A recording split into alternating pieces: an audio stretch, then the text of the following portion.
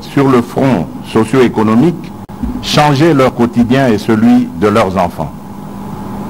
J'ai pris bonne note des attentes précises de chaque catégorie consultée, ainsi que celles spécifiques aux différentes provinces.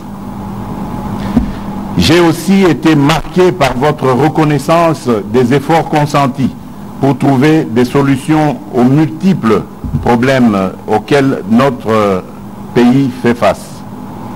J'en suis d'ailleurs regaillardi. À tous ceux que j'ai eu l'honneur de rencontrer, j'adresse mes remerciements les plus patriotiques. Je remercie également chacun d'entre vous qui n'avait pas pu participer directement à ces consultations, mais qui avait manifesté un grand enthousiasme pour cet exercice démocratique. Je suis très fier de constater que les uns et les autres partagent largement avec moi les mêmes aspirations pour notre pays. Tous veulent voir émerger un Congo nouveau, entamant résolument sa marche vers le progrès. Mes chers compatriotes, la responsabilité qui est la mienne est de rassembler tous les Congolais et de les faire progresser. Le devoir constitutionnel qui m'incombe est celui d'être le garant de la nation et d'assurer le bon fonctionnement des institutions de la République. Nous traversons en cette période un tournant décisif de notre construction démocratique. Ce moment nous confère un devoir collectif, celui du sursaut. Un vrai sursaut démocratique que nous devons porter partout sur notre territoire pour anéantir les desseins des cyniques, pour réveiller les somnambules et pour barrer le passage à celles et ceux qui portent la haine et la honte dans notre pays. Je veux le faire avec vous, autour des principes, des valeurs et d'actions. Action pour le redressement moral de notre nation, pour sa réhabilitation sécuritaire, économique et sociale. Pour atteindre chaque Congolais dans son vécu quotidien et que, in fine, personne ne soit laissé pour compte. Mes chers compatriotes, je vous ai consulté, vous m'avez parlé. De tout ce qui m'a été rapporté individuellement ou collectivement, il se dégage une large convergence de vues au niveau national sur les questions essentielles. Vous m'avez parlé de la paix et de la sécurité. J'ai retenu comme proposition établir une administration appropriée dans les zones en proie à l'instabilité et au conflit, le cas de Beni et de Butembo notamment, impliquer davantage les communautés des zones affectées dans les processus de pacification, proscrire strictement l'incorporation des rebelles au sein de l'armée régulière, appliquer rigoureusement les dispositions pénales contre le viol, lancer dans les meilleurs délais la campagne Tolérance Zéro contre les violences basées sur le genre, consacrer plus de ressources à la prise en charge des victimes d'atrocités, exercer notre devoir de mémoire par des symboles, actes et initiatives pérennes afin que de telles calamités ne se reproduisent plus, recourir aux instruments de justice transitionnelle pour bâtir le chemin de la réconciliation et de la paix, obtenir de la communauté internationale et des Nations Unies en particulier le soutien à l'initiative visant l'établissement d'un tribunal pénal international et de chambres spécialisées mixtes en République démocratique du Congo. Poursuivre la réforme de l'armée, de la police et des services spécialisés, obtenir la levée de l'embargo contre la République démocratique du Congo en matière d'achat d'armes et autres équipements militaires, revoir les lois qui tendent à protéger tous ceux qui ont commis des crimes graves se rapportant aux droits de l'homme et aux crimes économiques. Fusionner les programmes de DDR et de STAREC pour la réinsertion des démobilisés vers des activités économiques et d'intérêt public, loin du métier des armes. réorganiser les marchés locaux des minerais afin de réduire le lien entre conflits armés et exploitation minière, élaborer et mettre en œuvre un plan de rapatriement urgent des Mboro dans leur pays d'origine. Sur le renforcement de la démocratie et de l'état de droit, j'ai noté qu'il faut mettre fin à l'accord de coalition Cash-FCC, considéré comme la raison principale à la base du blocage actuel, dissoudre l'Assemblée nationale, assurer et pérenniser le processus d'alternance démocratique et politique au sommet de l'État, opérer sur la base d'un large consensus des réformes constitutionnelles portant sur le mode de scrutin ou le seuil minimum aux élections législatives nationales, la rétrocession aux provinces afin de rendre effective la décentralisation, la loi sur la nationalité, afin de permettre aux nombreux concitoyens de la diaspora de conserver, selon le cas, la nationalité congolaise d'origine. Renforcer la caisse de péréquation, ouvrir un débat en vue de la réintroduction de l'élection présidentielle au suffrage universel direct à la majorité absolue des 2 tours, et le cas échéant verrouiller les dispositions dans une révision constitutionnelle. Réhabiliter les partis politiques dans leur rôle de principaux moteurs de la démocratie et acteurs de la vie parlementaire en lieu et place des regroupements politiques, conformément à l'esprit et à la lettre de la Constitution, notamment son article 6. Réduire la taille du gouvernement, accorder à chaque groupe parlementaire constitué au sein des 2 chambres des plages horaires gratuites et équitables au sein de la chaîne de télévision publique parlementaire pour y défendre leurs opinions, idées ou activités. En 2023, organiser les premières élections locales en même temps que les élections nationales. Changer le mode de scrutin des gouverneurs de province et des sénateurs. Accélérer la désignation du porte-parole de l'opposition. Supprimer le ministère de la décentralisation et le réintégrer au sein du ministère de l'Intérieur. Dépolitiser l'administration du territoire en privilégiant les critères d'ancienneté et de compétence dans la nomination des administrateurs des territoires, ainsi que promouvoir la nomination des non-originaires.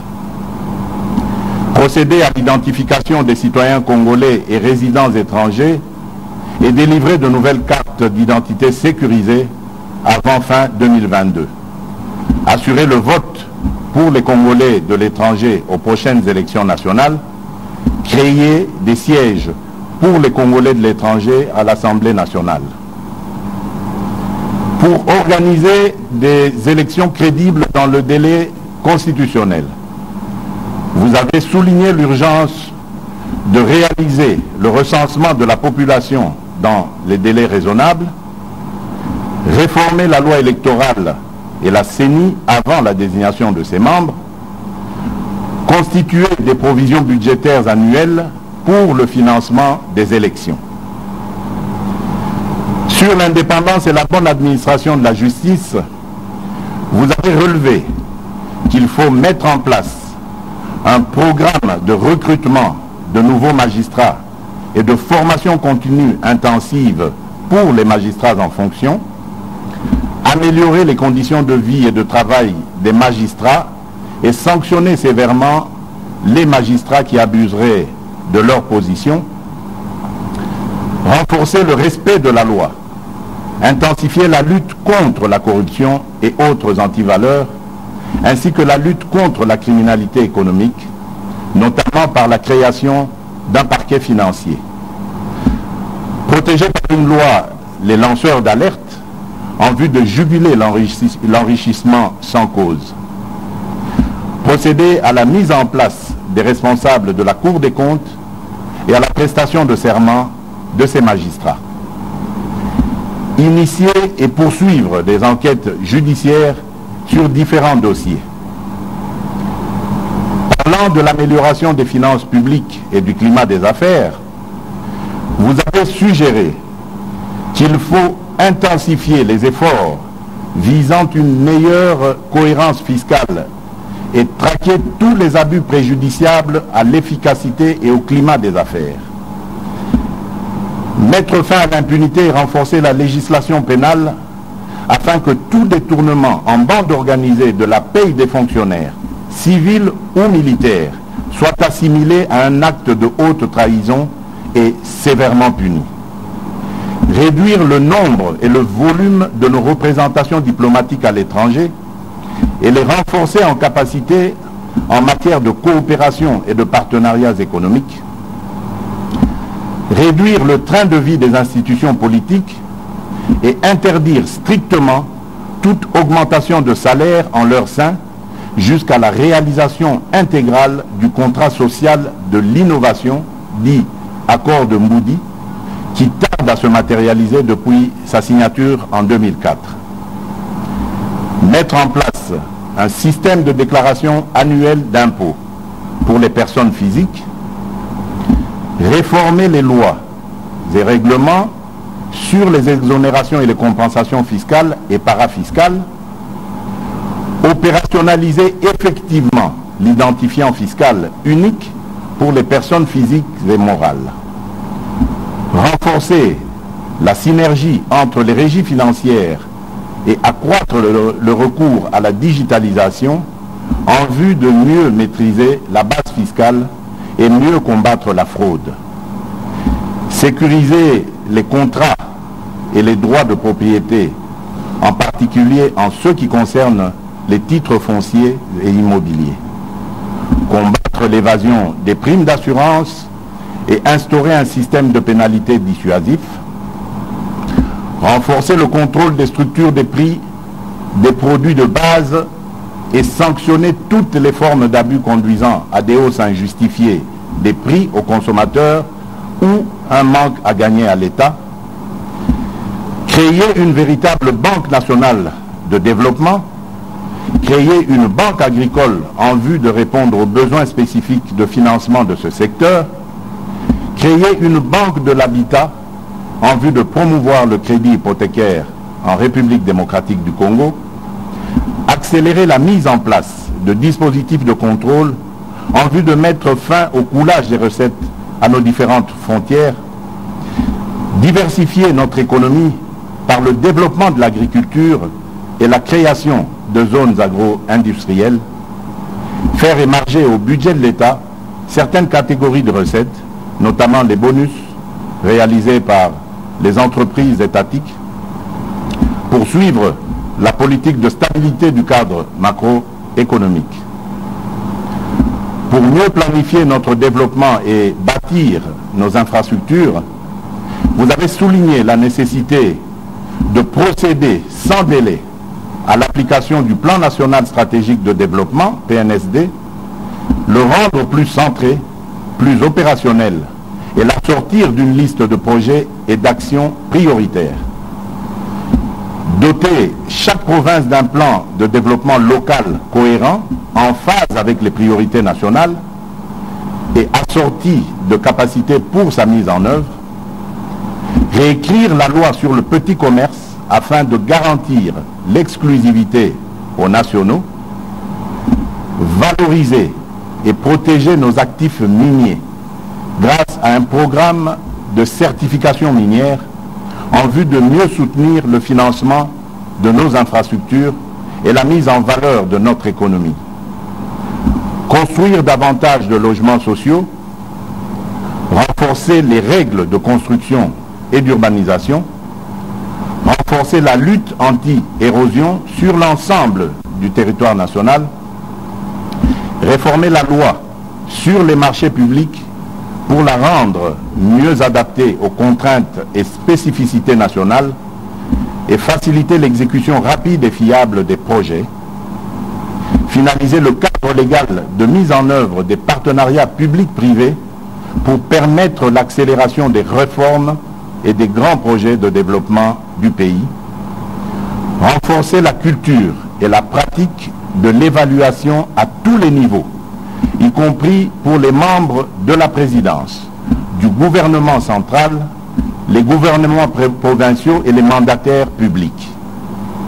Fixer des objectifs précis de desserte des populations en eau potable, en énergie électrique, en infrastructures de transport et en assurer un suivi rapproché au plus haut niveau du gouvernement. Promouvoir l'écologie et la protection de l'environnement, organiser dans les tout prochains mois, dans un format à définir, une conférence des bailleurs de fonds publics et investisseurs privés pour la mise en œuvre rapide et efficace des priorités nationales. Afin de promouvoir l'émergence d'un Congolais nouveau, en investissant davantage dans le capital humain, vous avez proposé de concrétiser la promesse de la couverture santé universelle par sa mise en œuvre immédiate et progressive, construire et réhabiliter les hôpitaux et les centres de santé, financer les recherches médicales et médicinales, promouvoir l'industrie pharmaceutique locale et le recours aux médicaments génériques, assurer un suivi plus rigoureux de la mise en œuvre de la gratuité de l'enseignement primaire et la suppression de la prise en charge par les parents et en rendre régulièrement compte, traquer et punir sévèrement tous les abus et actes de sabotage dans ce domaine. Combattre la corruption dans les écoles, instituts supérieurs et universités, rendre efficace le cadre déontologique des enseignants, améliorer la condition de vie de l'enseignant, promouvoir l'enseignement technique et professionnel par un dialogue renforcé et des actions concertées avec les acteurs du secteur privé et de la société civile, redynamiser le système de gestion des bourses d'études nationales et internationales, réviser les programmes scolaires de l'enseignement national, promouvoir la culture, les arts et les sports comme vecteur de modélisation de l'homme congolais en investissant notamment dans les infrastructures et la réhabilitation de l'économie culturelle. Pour donner de l'emploi et une vraie perspective de vie à la jeunesse, vous avez suggéré de combattre l'exclusion, l'extrême pauvreté et la vulnérabilité partout où elle se manifeste, car les enfants et les jeunes en sont les principales victimes. Mettre en place avec les autorités provinciales et locales une véritable politique multidimensionnelle de lutte contre le désœuvrement des jeunes et le phénomène des enfants des rues. Mettre en place conjointement avec le secteur privé un programme visant la mise à niveau, la diversification et le développement de l'offre de formation professionnelle, y compris l'entrepreneuriat, sur toute l'étendue du territoire national. Accélérer la mise en place du fonds de garantie pour les jeunes entrepreneurs. Garantir par la loi un quota de participation des jeunes entrepreneurs au grand marché public. Adopter sans délai le projet de loi revisitant la loi agricole de 2013. Faciliter l'accès au foncier agricole pour les jeunes producteurs ruraux. Faciliter aux jeunes l'accès aux différentes formes de crédit et à des conditions avantageuses. Quant à la promotion des droits de la femme, vous avez insisté sur la nécessité de renforcer les incitations en faveur d'une plus grande participation des femmes aux compétitions électorales, veiller à une meilleure représentation des femmes au sein des instances dirigeantes des entreprises et institutions publiques, promouvoir par des initiatives spécifiques l'entrepreneuriat des femmes. Mes chers compatriotes, l'engouement suscité par les consultations ayant dépassé toute prévision, je ne saurais être exhaustif dans cette énumération. Qu'à cela ne tienne, toutes ces attentes, ces interrogations, ces inquiétudes, cette lassitude, cette colère exprimée, mais aussi les sujets de satisfaction, ont été pris en compte et ont fait l'objet de ma profonde réflexion. J'en ai retenu que, d'une part, le gouvernement de coalition institué au lendemain de l'alternance politique intervenue en janvier 2019 n'a pas permis de mettre en œuvre le programme pour lequel vous m'aviez porté à la magistrature suprême, et que d'autre part, il n'a pas été capable de répondre aux attentes et aux aspirations de notre peuple. Vous avez un rôle immense pour aider à corriger les excès du passé et veiller à ce que nous ayons un Congo plus efficace, plus démocratique et plus solidaire. Nous y œuvrerons ensemble. Aussi, devons-nous cultiver chaque jour et à chaque instant ensemble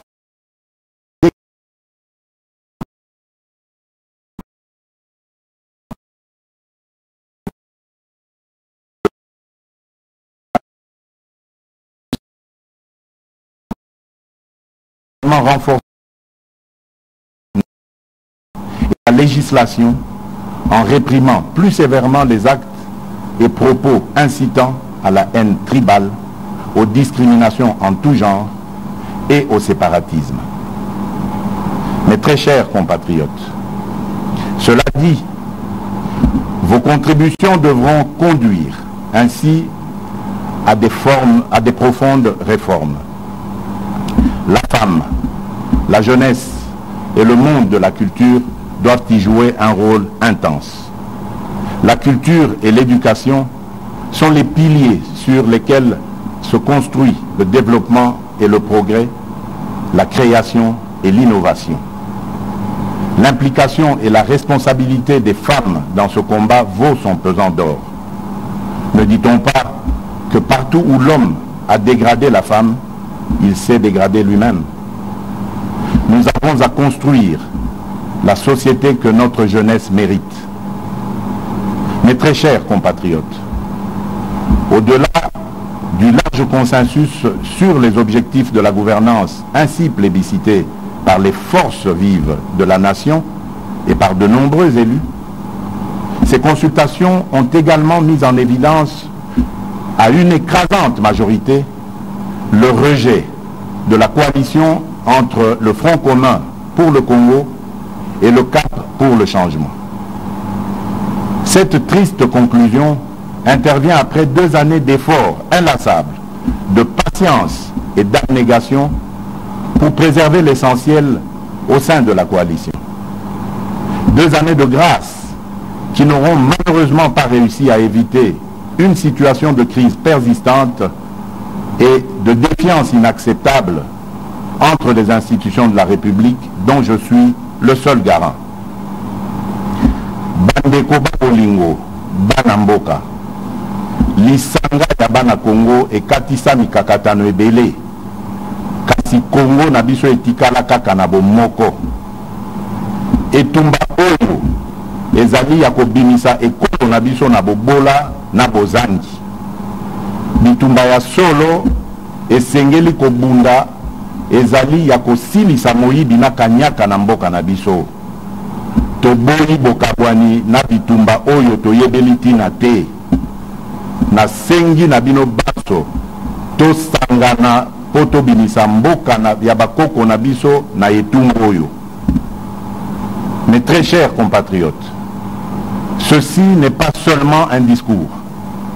C'est un appel à la mobilisation générale face à la dégradation de la situation de notre pays, voulue et orchestrée par les fossoyeurs de la République. Mes très chers compatriotes, comme j'ai eu à vous le dire le 23 octobre dernier, n'avons pas le droit de prendre en otage le devenir de notre nation à cause de querelles politiciennes et de repositionnement. Je ne peux en conséquence me résoudre à demeurer dans le statu quo et l'immobilisme. Le temps n'est plus propice aux atermoiements, ni aux discussions stériles, ni encore moins aux intérêts partisans. Les replis tactiques et les combats d'arrière-garde n'ont plus aucun sens. Ce moment historique nous impose de prendre nos responsabilités en vue d'instaurer un état de droit et de démocratie, conformément à la mission que vous m'avez confiée et dont j'en mesure la grandeur. C'est pourquoi j'ai décidé de faire porter le grand projet de refondation du pays par l'ensemble des forces vives, politiques et sociales que compte notre pays au sein d'une union sacrée de la nation. Par union sacrée, j'entends une nouvelle conception de la gouvernance basée sur les résultats dans l'intérêt supérieur de la nation. Il s'agit d'adhérer aux principes, valeurs et cadres programmatiques dont je viens de fixer ici les grandes lignes. Ainsi, pour rendre effectives et concrétiser les réformes envisagées, la majorité parlementaire actuelle s'étant effritée, une nouvelle majorité est nécessaire. En conséquence, j'ai décidé de nommer un informateur, conformément aux dispositions de l'article 78, alinéa 2 de la Constitution. Il sera chargé d'identifier une nouvelle coalition réunissant la majorité absolue des membres au sein de l'Assemblée nationale. C'est avec cette nouvelle coalition que le gouvernement qui sera mis en place au plus vite conduira son action durant le reste du quinquennat suivant la vision, dans le but de répondre aux aspirations du peuple. Au cas contraire, fort de ce que les raisons de dissolution sont réunies, en ce qu'il existe effectivement une crise persistante, cristallisée notamment par le refus du Parlement de soutenir certaines initiatives du gouvernement, comme ce fut le cas lors de la prestation de serment des membres de la Cour constitutionnelle, j'userai des prérogatives constitutionnelles qui me sont reconnues pour revenir vers vous, peuple souverain, et vous demander cette majorité. Mes très chers compatriotes, forces vives de la nation, députés nationaux et sénateurs, le moment est ainsi venu de réunir toutes les bonnes volontés, quelles que soient leurs origines politiques, philosophiques ou ethniques, pour donner un nouvel élan à notre destin national dans l'union sacrée de la nation, et que le Congo, notre cher et beau pays, dont le peuple est le bouclier et la force de dissuasion, cesse d'être un problème pour nous-mêmes et pour le monde. Wandugu wapenzi, musimame, kazi ya nchi inaanza. Bampangi ya Luzolo, beno telama, kisame banda. Bana betu basuibwe, jukai, mujimu abayi. Bandeko bakolingo banamboka, bino banso boteleme, Moussala et Bandi. Que Dieu bénisse la République démocratique du Congo. Je vous remercie.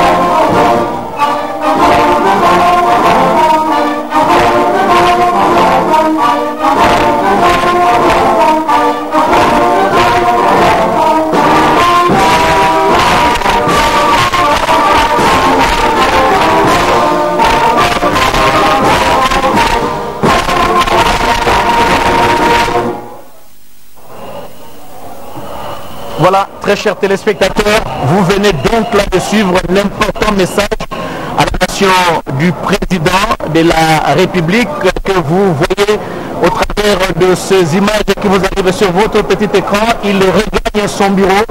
Un message un peu plus clair.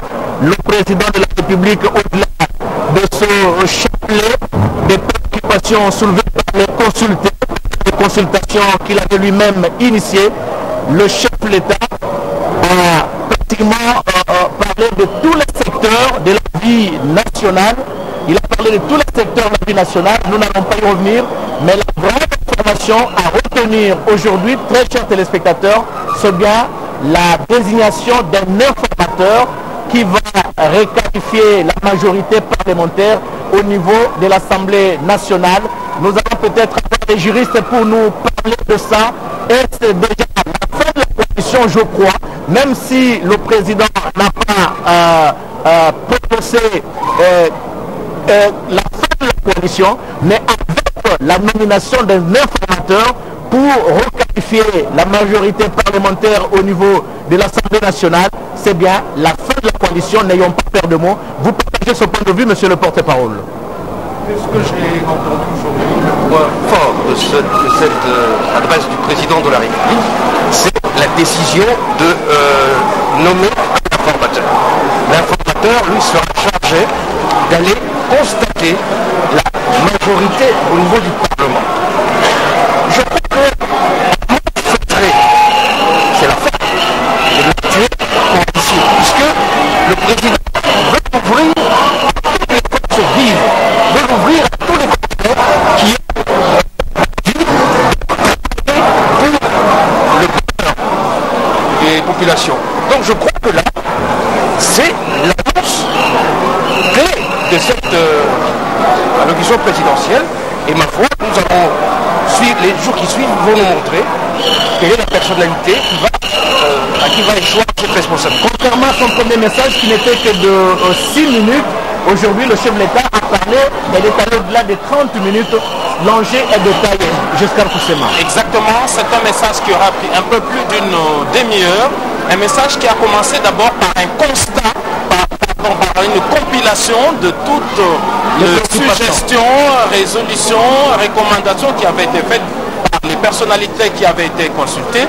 Et puis, dans la deuxième partie, le président de la République a donné deux importantes décisions en réalité. Au-delà de la première décision qui vient pour la requalification de la majorité, étant donné que celle en place était fritée, le président de la République a également retiré sa confiance au gouvernement de la République qui, selon ses propres mots, n'a pas répondu aux préoccupations de la population. Préoccupation de la population. Donc, le président de la République considère qu'à partir d'aujourd'hui, le gouvernement qui est issu de la majorité qui est décriée expédie les affaires courantes jusqu'à ce que l'informateur aura dégagé.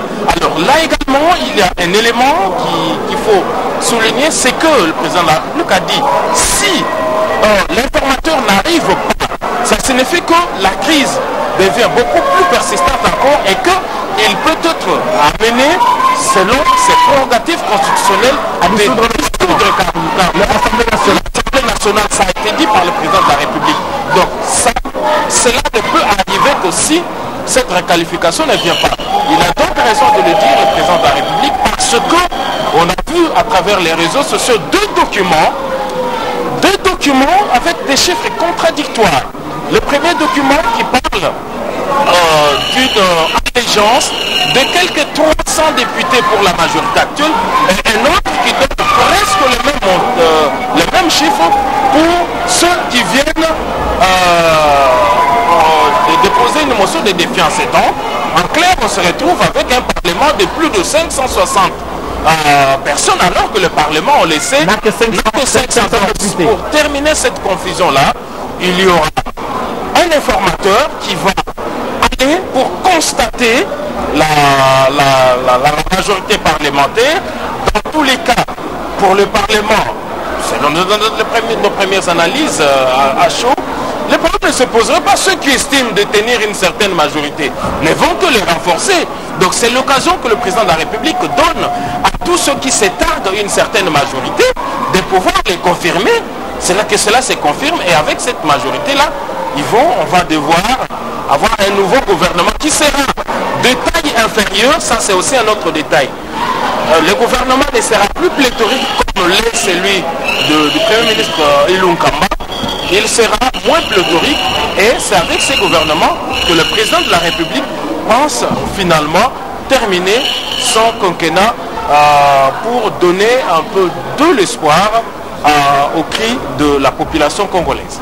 Monsieur Jean-Pierre Wafwana, vous êtes directeur de la communication à la presse présidentielle. Vous croyez, à la présidence de la République, allais-je dire, comprenez mon émotion avec cette grande actualité et qui vient de tomber au niveau de notre pays. Vous croyez que la désignation d'un informateur, c'est la meilleure approche pour le président de la République de requalifier la majorité parlementaire? D'abord, il faut dire que en prémisse d'une décision importante que le chef de l'État vient de prendre, lorsque vous avez bien suivi son discours, il fait allusion au fait que la majorité actuelle s'est effritée. Ce que ça veut dire en français facile, c'est-à-dire que tel qu'on l'annonçait, tel que la famille politique du chef de l'État, l'ancien chef de l'État le disait, aujourd'hui, cette majorité-là n'est plus démise, c'est-à-dire que la donne a changé. Donc, par conséquent, là, ça donne le coup d'étoile au chef de l'État pour qu'il puisse nommer, comme il l'a dit, un informateur qui va devoir officiellement identifier la nouvelle majorité. Donc, à partir du moment où un nouvel informateur s'inscrit dans cette dynamique-là, ça veut dire que automatiquement, à la fin du processus, il y aura une nouvelle majorité au niveau du Parlement. Et donc, pour moi, je pense que c'est la meilleure des voies, la meilleure des solutions dans les circonstances, et donc ce qui pourrait, à toutes fins utiles, et en fin de compte, donner les moyens qu'il faut au chef de l'État de pouvoir mener à bien sa politique au niveau du gouvernement. Monsieur Kamba, c'est le divorce consommé entre le RCC et le CACH. Vous savez, je suis d'abord très ému. Pourquoi? Parce que cette adresse du chef de l'État à la nation répond scrupuleusement aux besoins, aux desiderata, le souhait qu'a émis toute la population adhérant à cette consultation du chef de l'État. Qu'on ne se voile pas la face, qu'on se dise la vérité, la coalition n'existe plus. Qu'on se le dise dans un français beaucoup plus facile, la coalition n'existe plus. Et aujourd'hui, le président de la République est face à sa nation, son peuple, à travers le pouvoir constitutionnel qui lui sont reconnus. Le président de la République procédera, comme il l'a dit, à la nomination d'un informateur qui sera chargé d'identifier la nouvelle majorité au cas où cette requalification n'arrivait pas à voir le jour. Le président de la République, comme il l'avait dit dans son discours antérieur, qu'il n'exclura aucun cas de figure, le président de la République ira jusqu'au bout à consulter ce peuple pour et même à prononcer la dissolution de l'Assemblée nationale. Il a lancé un appel au peuple congolais. Le travail vient de commencer. Je veux faire ce travail avec vous. Soyez avec moi. Nous allons y arriver grâce à ces biens communs que nous avons tous ensemble, qu'on appelle la République démocratique du Congo. Merci. Merci beaucoup, M. Kamba. Très chers téléspectateurs, le plateau, vous allez remarquer, le plateau a changé de décor. Nous avons maintenant des professeurs d'université, des hommes de droit, les professeurs Mata, les professeurs Maniakou. Nous avons les porte-parole que nous gardons. Et M. va se présenter.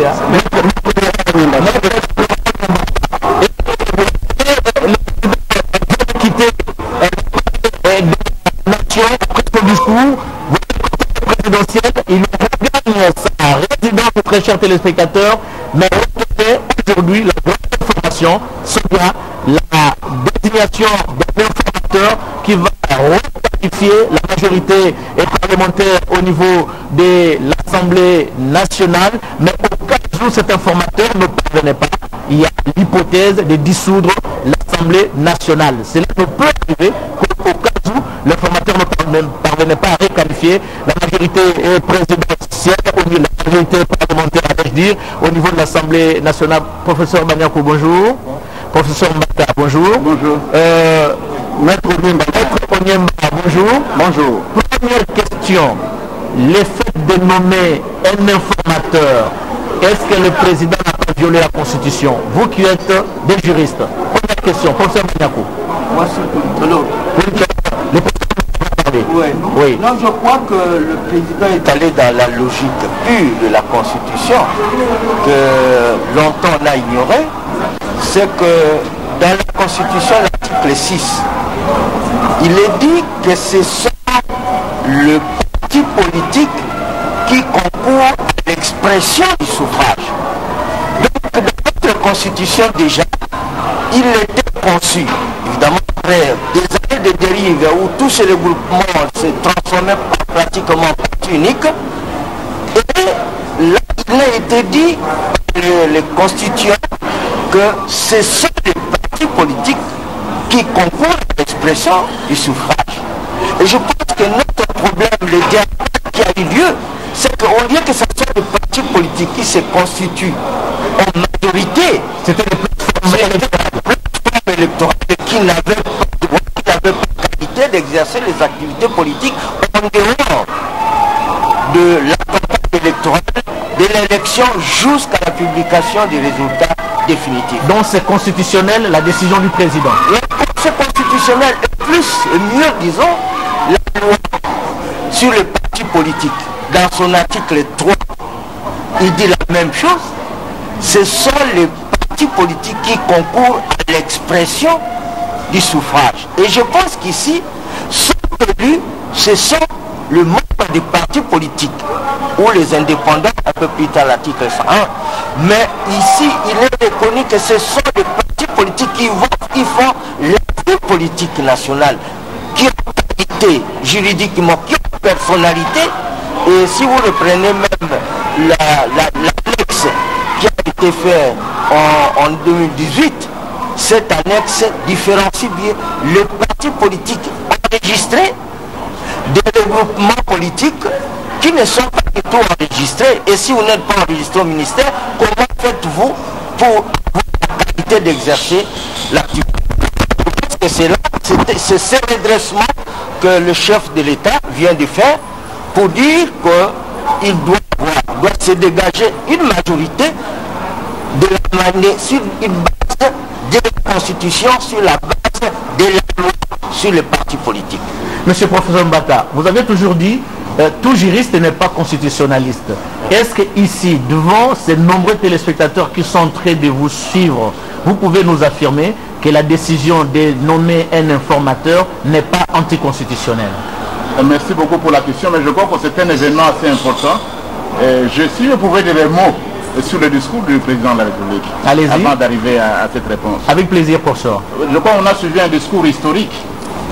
J'ai compris à plusieurs reprises le président qui revient sur « j'ai senti »,« j'ai compris ».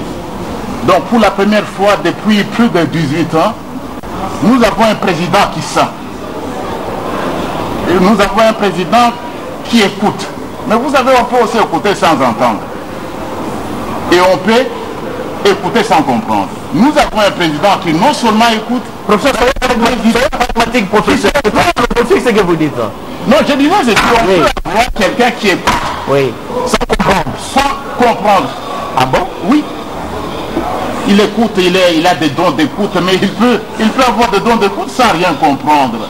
Mais pour la première fois, vous avez un président qui non seulement écoute, il entend et il comprend. Il a attendu, il a réussi. Et c'était innocent, c'était un président humain. Il y a des gens qui ne sentent pas. Il y a des gens qui n'ont pas d'émotion. Le président vous dit j'ai senti. C'est quelqu'un d'assez proche de ça. On revient sur l'informateur. Je vais arriver à l'informateur. Je crois que c'est un événement historique. J'arrive tout de suite. Mais un président qui parle aussi toutes les langues. Ça c'est très important. C'est un atout majeur. Il faut remarquer, le président, quand il représente la nation, il parle toutes les langues. Mais depuis une vingtaine d'années, on a eu des présidents qui ne savent pas parler même les langues nationales. Bon, j'arrive à... On n'est pas dans la polémique, professeur. Ici, il ne peut même pas y avoir de polémique. Parce qu'entre nous, j'ai toujours dit que tout juriste n'est pas, tout homme n'est pas juriste. Malheureusement, ces dernières années, on a vu n'importe qui des charlatans faire du droit. Mais tout juriste n'est pas constitutionnaliste, même s'il est professeur d'université, même s'il est avocat. Tout juriste n'est pas constitutionnaliste. Et ici, revenons dans la matière. Mais c'est depuis plusieurs semaines qu'il y a un débat. C'était annoncé même à travers les consultations que le président pouvait nommer un informateur en se conformant scrupuleusement à la Constitution de la République. Vous voyez pas que tout a été fauché au départ. Ouais. Quand le président a pris le pouvoir, on a élu les députés à la place de passer par l'informateur, comme il va le faire dans les heures qui suivent. Le chef de l'État préférait plutôt nommer un premier ministre et tout a été gâché à partir de là. Mais nous avions affaire à des amis qui étaient habitués à la fraude constitutionnelle. C'était ça, c'était tout simplement. Mais aujourd'hui, le président remet la pendule à l'heure. Donc, la nomination d'un informateur est parfaitement conforme à la Constitution. Si à terme, le président cite même les articles. L'article 78. Il n'y a pas aujourd'hui, et le professeur Bagnakou l'a dit, il n'y a pas un seul parti politique qui a la majorité à l'Assemblée nationale. Aucun seul. Sur 500 députés, il n'y a pas un seul parti qui a plus de 250. Et qu'est-ce qu'il faut dans ce cas? Il faut recourir à l'alinéa 2 de l'article 78 qui dit qu'en cas de... Le président peut nommer un informateur, une personnalité pour identifier une coalition. C'est cela. Et l'informateur aura une durée de 30 jours renouvelable une seule fois. Donc le président, c'est parfaitement... À partir de la signature de l'ordonnance. À partir de la signature de l'ordonnance. Évidemment, ce que nous avons suivi, c'est un discours qui sera suivi. Mais l'ordonnance, c'est l'ordonnance. Les heures qui viennent, le président lui-même peut peut-être demain, les heures qui viennent, le président de la République va signer une ordonnance nommant un informateur. Donc celui-là aura la tâche d'identifier une coalition dans 30 jours renouvelable.